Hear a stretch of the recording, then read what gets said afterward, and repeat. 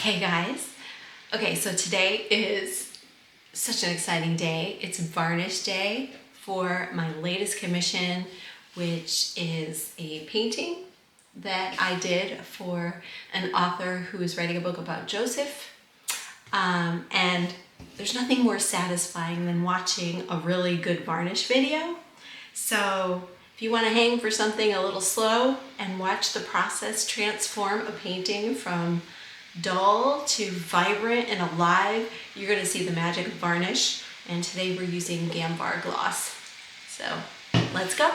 Okay, so I'm just using a brand new brush. These are just inexpensive brushes, and I'm using a fan brush. Why? Because I'm not a fan of fan brushes. I barely use them, haha. So I'm gonna use this one, and you really want to aim for a thin coat of this, and they don't recommend actually pouring it on directly onto the painting. So we're gonna put some in just a small dish and then apply a very thin coat. Okay. All right, so I have my container of a little bit of Gamvar Gloss in there. And actually, before I start actually applying the varnish,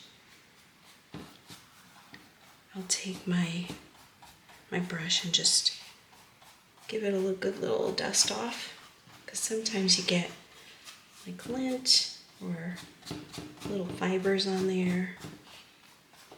When you let your painting dry, you want to be sure that you're not doing work that creates dust in the same area. I've made that mistake so many times. I used to cut frames and things and not even think about the fact that those wood shavings were floating through the air, and you know, they're so small you can barely see them. But even if I would put my painting in a different spot or in the next room over, those wood fibers would carry, and I would find them in the embedded in the canvas, and you wouldn't quite find that out until it was time to varnish. So dusting off is an important step. Usually I use a bigger, just get like a cheap paintbrush, like the kind for your walls, you know, at Home Depot or something. Even the dollar store, you could get just like a brand new wall brush, like a 3-inch one. As long as it's brand new. You can hang it somewhere. I put a little like a twine, loop on it and just hang it somewhere, and never use it to actually paint, so that I always have it available for this kind of thing. But I haven't quite set up this new space the same way as my other studio. I have all that.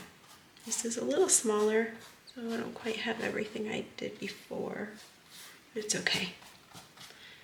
All right, I think we are good to go.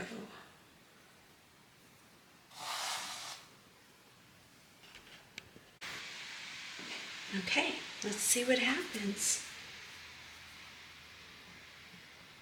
This is like the most rewarding part. It's like you put all that labor in and done all of that work, and now you can finally see like the fullness of what you've created. So I hope the camera is really capturing that. Can you see it? Like, it's just such a dramatic difference. Look at the color. Wow. It just comes to life. It's amazing. Look at the skin. Oh my gosh. I love varnishing. Come on, my fellow creatives. Is this your favorite part too? This is like the great reward. It's like when the big reveal to yourself of what you made. Look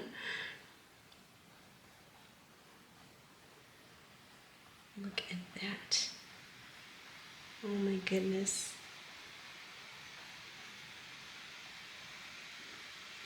What a difference, right? I mean, just right here, look at the difference. Can you see that? Tremendous.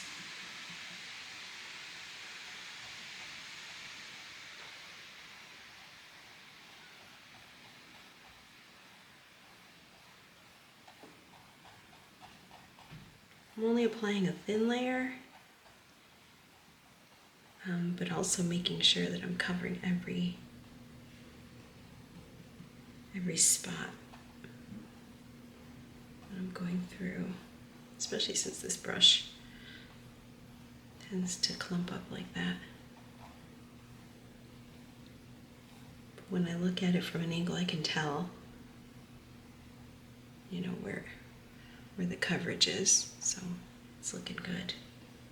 Oh my goodness. That is awesome. Just awesome. Joseph, you're looking really good.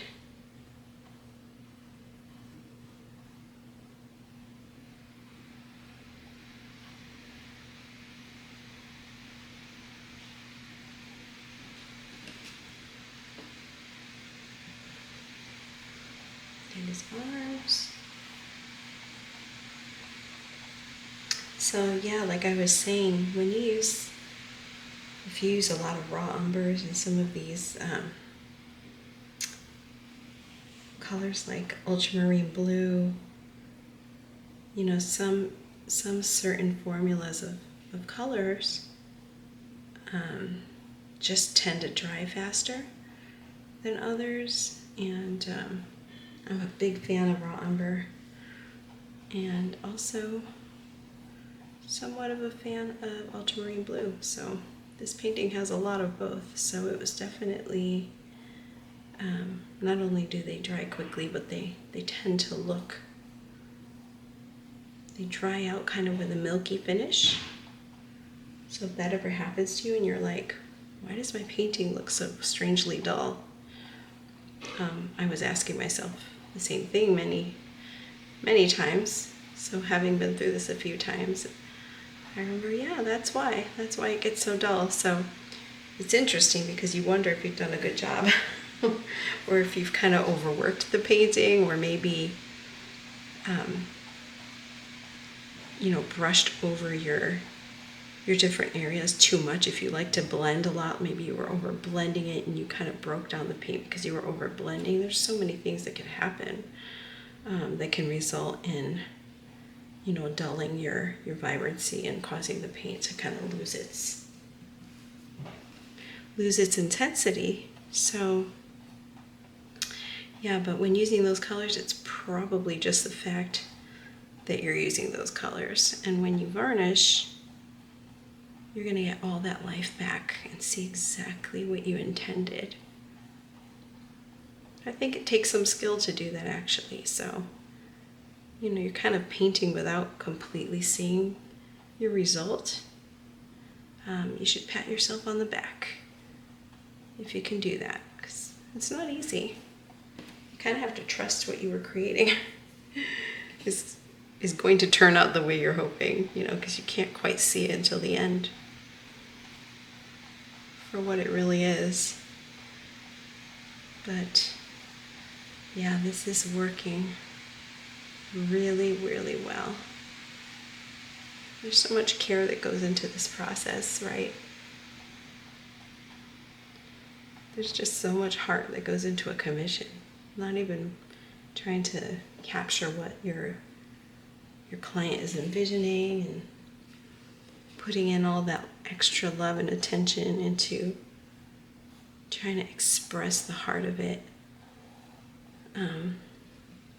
But also all these finishing touches, like just, you know, go that extra mile to try to make it really excellent. Even down to your lint fibers really says a lot about, you know, how you care for and take care of your people. And I think it's great.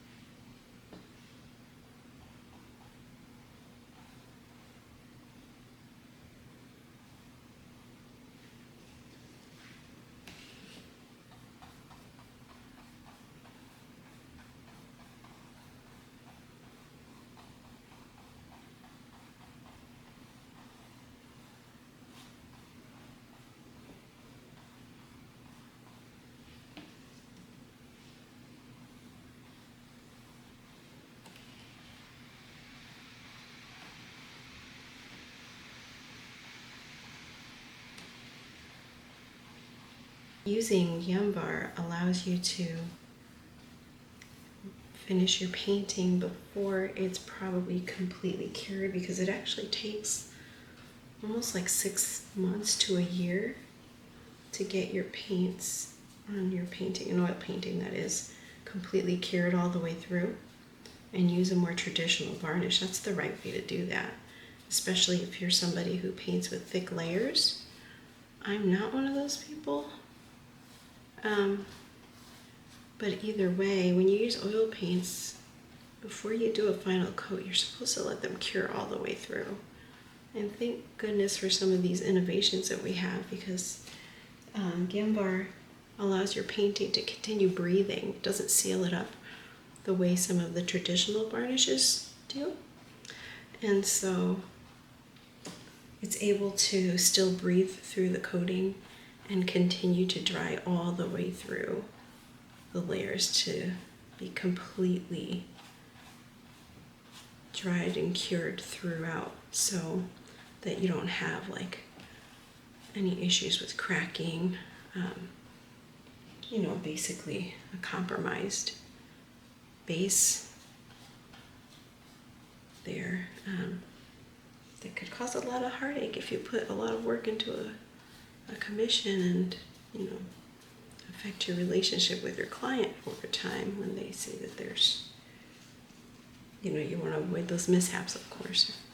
So yeah, this is just a really great alternative for that reason. Because can you imagine keeping these paintings at your house for a year to dry? I usually have clients that are so surprised they have to wait 4 more weeks to get their painting. So we definitely factor that into the conversation when we're talking about a commission project and whether I'm going to accept it or not. We talk about all of those details up front, so there's no surprises. So I want to make sure there's only joy and no disappointment involved in this process. Yes, it is a big privilege to paint for someone.